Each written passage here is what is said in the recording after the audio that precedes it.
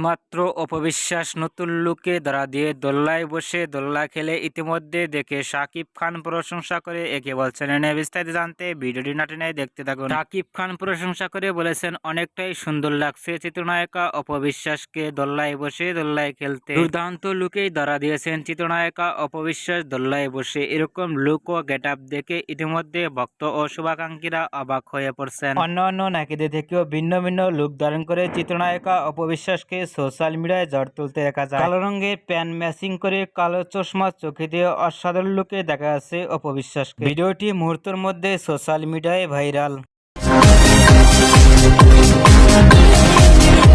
অপবিশ্বাসকে নতুন লুকে দোল্লায় বসে দেখে আপনাদের কেমন লাগলো নিচে কমেন্ট বক্সে জানিয়ে দিন। নিত্য নতুন ভিডিও পেতে চ্যানেলটি সাবস্ক্রাইব করে পাশে থাকা বেলটি বাজিয়ে দিন। পুরো ভিডিওটি উপভোগ করার জন্য অসংখ্য ধন্যবাদ।